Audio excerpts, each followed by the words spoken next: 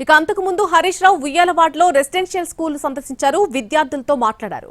భోజన వివరాలను అడిగి తెలుసుకున్నారు. ఆరోగ్య పరిస్థితిపైన ఆరా తీశారు.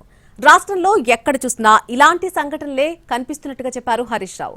20 నెలల రేవంత్ రెడ్డి పాలనలో 100 మంది పిల్లలు చనిపోయారని ఆరోపించారు.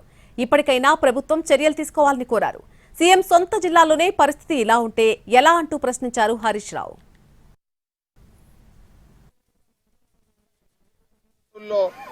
బీసీ గురుకులంలో అయింది, నిన్న పెద్ద కొత్తపల్లిలో అయింది, మొన్న జగిత్యాల్లో అయింది, మొన్న హుజూరాబాద్ లో ఎలుకలు కొరికినాయి, భద్రాద్రి కొత్తగూడెంలో పిల్లలు దవాఖానల పాలైపోయినారు.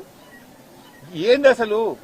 నువ్వే విద్యాశాఖ మంత్రివి, నీ సొంత జిల్లా మహబూబ్ నగర్, నీ జిల్లాలో నువ్వు విద్యాశాఖ మంత్రిగా ఉన్న నీ శాఖలోనే రోజు ఒక సంఘటన జరుగుతా ఉంది. ప్రతిరోజు కూడా పిల్లలు ఆసుపత్రుల పాలైతా ఉన్నారు. 100 మంది చచ్చిపోయింది. ఇంకెంతమందిని చెప్తావు నువ్వు? ఇంత బాధ్యత లేదా? నీకు పట్టింపు లేదా? అరే, అందాల పోటీలు పెడితే ₹1,00,000 ప్లేట్ భోజనం పెట్టినావు. ఈ పిల్లలకు ₹100 పెట్టి కడుపు నుండి అన్నం పెట్టే శాతం అయితే లేదా? అందాల పోటీలు జరిగితే అందాల భామలను చూడడానికి 5 సార్లు పోయినావు. మరి ఈ పిల్లలు దవాఖానలలో పడుతుంటే ఈ పిల్లల్ని చూడడానికి నీకు టైం దొరకదా? అందాల భామల దగ్గరికి ఉరుకురికి పోయినావు, 5 సార్లు పోయినావు. ఈ బీసీ ఎస్సీ ఎస్టీ పిల్లలు దవాఖానలలో పడుతుంటే ఈ పిల్లల్ని చూడాలి, ఈ పిల్లల్ని పరామర్శించాలి, ఈ పిల్లలకు ధైర్యం చెప్పాలి, ఈ పిల్లలకు కడుపు నిండా భోజనం పెట్టాలి, సంబంధిత బాధ్యుల మీద చర్య తీసుకోవాలని సోయి లేదా నీకు అని నేను అడుగుతా ఉన్నా. ఇవాళ